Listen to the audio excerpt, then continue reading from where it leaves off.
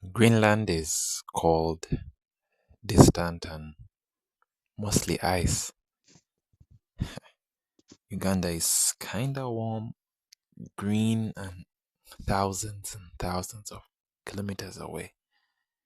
So it sounds absurd to say this, but a political fight over Greenland could affect what ends up in Ugandan fish farms and eventually on an Ugandan plate.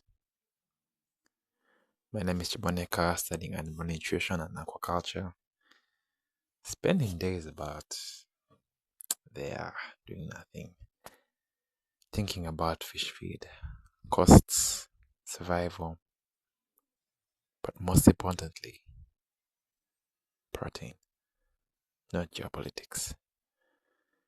But every once in a while, global politics stops directly into feed systems. And right now, that's happening again.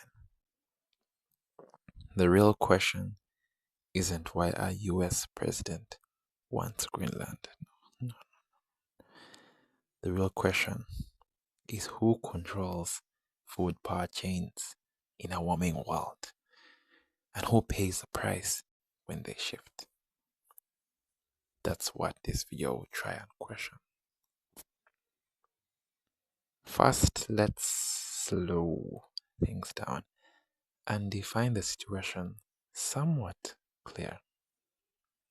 Greenland is the world's largest island, politically tied Denmark, geographically Arctic, strategically priceless. Why? Because Greenland sits on many critical pressure points. Number one, funnily, Trump's moral grounds. I don't know why. Number two, the emerging fisheries as ice melts. Number two, new Arctic shipping routes. Number three, sorry, that's number four, right? Yeah, rare earth minerals. Number, I've forgotten now. Is it five or six? Oh well, it sits in the middle of all the powerful states in the world. These aren't just abstract resources, they are inputs into energy systems, food systems, supply chains. Recently,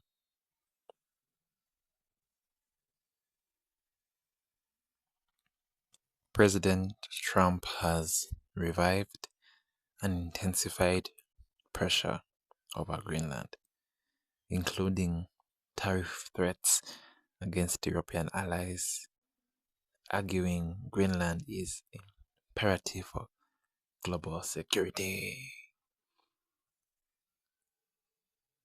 It isn't just about land, it's about leverage. It's also something else that should be thought about.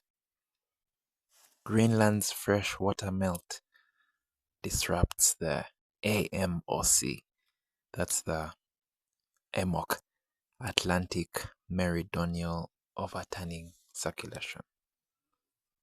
This isn't just a European problem. I just like, that's a problem for Europeans. Nope. Because when the AMOC slows down, the intertropical convergence zone, that's basically the rain belt of Africa, shifts south. And as this shift happens, it causes erratic rainfall in the Lake Victoria Basin. Agriculture, aquaculture, whatever culture you have in Uganda isn't just hit by climate change. It's hit by the destabilization, the, the deconstruction, the desynchronization of seasons. Ponds flood when they should be dry. water sources are supplied where they should be at a minimal or maximum level, and they dry up when fingerlings or plants need water. That's scary. The Greenland dispute is not about territory only. It's about repositioning power higher up global food and resource chains with downstream consequences for African nutrition and aquaculture. History doesn't just repeat itself. Right now, they should be saying it upgrades its tools. In 1946, the US offered Denmark money to buy Greenland. No, not for minerals, but for military positioning during the Cold War. Denmark said, no, no, no, no, no, no. You can't just take over this place. Just give it its sovereignty, man. But you can have bases. You can have these military bases. So, yeah, keep those bases. So, America's bases stayed. Fast forward, climate change. Trump is back. What was once inaccessible becomes profitable. Today, the prize isn't military dominance alone. No, no, no, no. It's control over future inputs. Number one, the shipping routes that reduce transport costs. Number two, the minerals for the batteries or the machinery that you would need to make those feed additives, or even feed additives themselves. Then number three, the fish stocks for protein markets. This sadly mirrors something Africa knows well. During colonial times, control didn't always mean ownership. No. It meant structural extraction, shaping who benefits and then who absorbs the cost. Greenland scarcely represents a modern version of that system.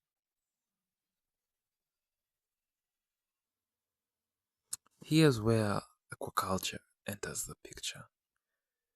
As Arctic waters warm, new fishing zones open for species like not catfish, tilapia, or cod, salmon, krill. These species are not just food for humans. They are inputs. This krill meal, fish meal, fish oil.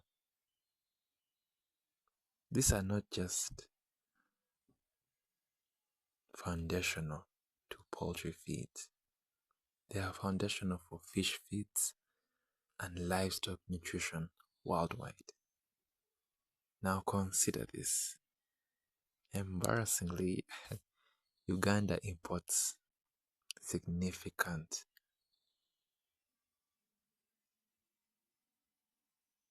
portions. Political disputes trigger tariffs, supply uncertainty, shipping disruptions, costs rise. And downstream, we always pay first. From a Trump perspective, yes, controlling Greenland could stabilize future supply. But from an African perspective, it risks pricing small farmers out of nutrition systems. This is what I call the food power chain. Costs are passed down. Decisions are always on top. And vulnerability is concentrated at the bottom. But let's be as if seeing the sights. US, or let's say Trump. He's saying that the control will bring stability against China and Russia.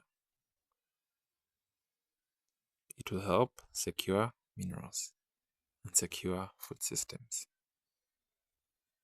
But price stability doesn't equal access stability. It just helps the large integrators, the feed multinationals, and the defense-linked suppliers, etc., etc. EU, they're saying, nah, Bambi, sovereignty matters, and allies shouldn't be pressured with tariffs. Greenland, self-determination. You're risking their environment, and they have indigenous rights. Okay? Alright. But here's what's missing, in my opinion. African farmers aren't in a room. Yes, we know we're not supposed to be oil and everything. We're supposed to be minding our business and farming. But the shocks will be felt. Feed prices will spike. Farmers don't debate geopolitics in Davos. When it was supposed to be a World Economic Forum, it ended up bringing out wrong headlines. So farmers cannot just be debating geopolitics. Feeding reduces, slowed fish growth, protein availability drops, food power chains are silent until broken. Some people will say, this is just political noise, market will adjust. But no, that assumes time, credit, and resilience. And most farmers don't have those. We have seen this before. The sanctions on Venezuela raised fertilizer prices across Africa. Farmers paid fast. Some will say resource control benefits everyone eventually. But man, eventually is just a luxury word. China's rare earth dominance didn't lower prices for African importers. It concentrated leverage. Let's try and contrast that with Norway's fisheries. There's local control, sustainability, and a stable supply. Ownership isn't the issue. Governance is. So solutions. Yes, I'll be trying to say alternatives. Stop importing. But I'm trying to think of a better way so we can live more sustainably and better. So I was thinking that we move from alternatives to circular cottage-like biorefineries instead of just using byproducts. Could we advocate for regional feed hubs? Like small-scale farmers shouldn't make their own food, man.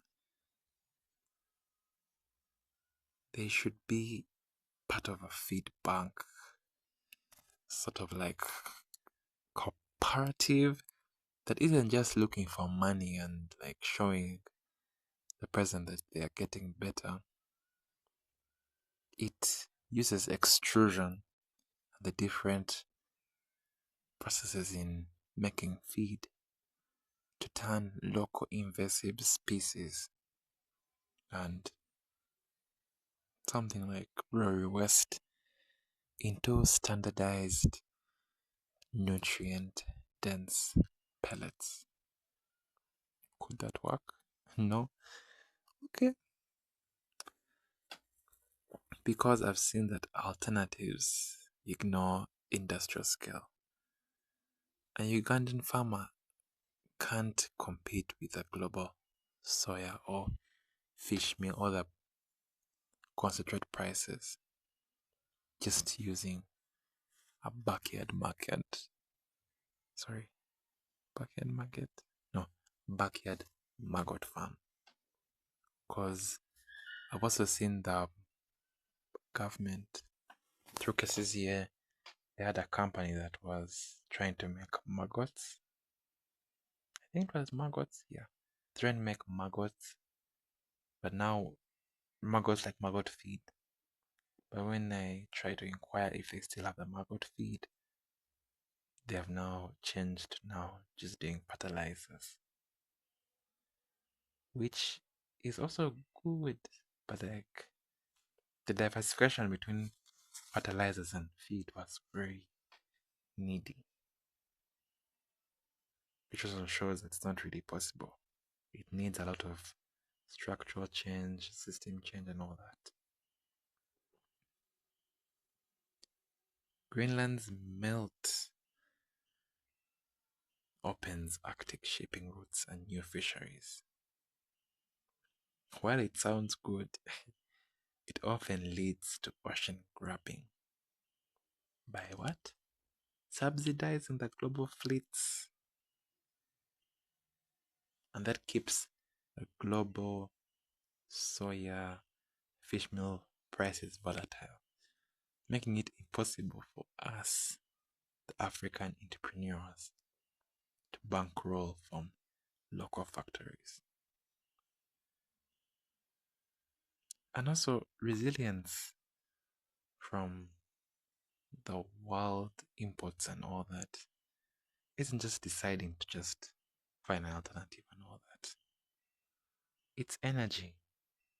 You can't just process local blood meal or, let's say, water hyacinth or algae or maggots into high quality pellets for chicken or floating feed for the fish without consistent infrastructure and consistent affordable power. And we don't have that right now. You can see with that example that I gave of the company that I tried to inquire for maggot feed but didn't have. Solution for the government. Could they change from, or the new Uganda change from vague food security to nutritional sovereignty?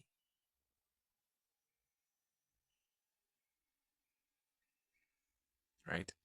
Could implement a feed first protection. What? We said something of protectionism, right? Yeah. We should implement a feed first protectionism.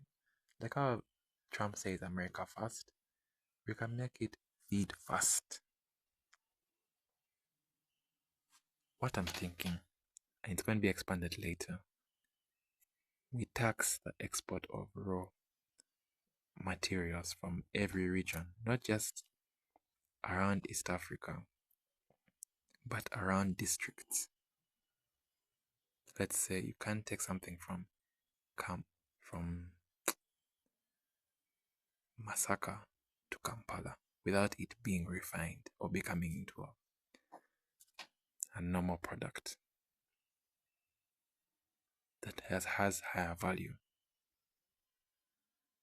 But to need that, the government has to provide subsidies for these same methods to be sold to people and feed mills.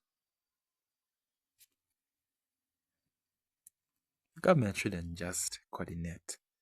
We should build a sort of East African protein reserve, sort of. Globally or African Union wise, We should treat Greenland situation as a liability, not just a tragedy. Could the African Union push for a black carbon tax? I don't know if it's possible. I don't know. Is it possible? I don't know. And like Arctic shipping and resource extraction. And then the revenue from that Greenland gold rush, because I know he's going to try and get a deal from that because he's already seen China. Trump's going to try and get a deal from Greenland. He's already seen China's really still getting rare earth minerals from them. So I know he's going to try and get a deal from them. So the revenue from the Greenland gold rush could, directly fund, if it's still there, the Great Lakes Resilience Fund in Africa to help agriculture, aquaculture to adapt and shift from the ITCZ. That was the ITCZ was the Intertropical Convergence Zone. Yes, guys. We have an Intertropical Convergence Zone.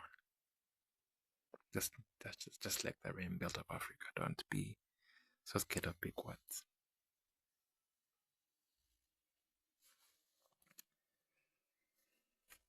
Yeah, here's my uncomfortable truth. The ethical question isn't whether Greenland can be bought.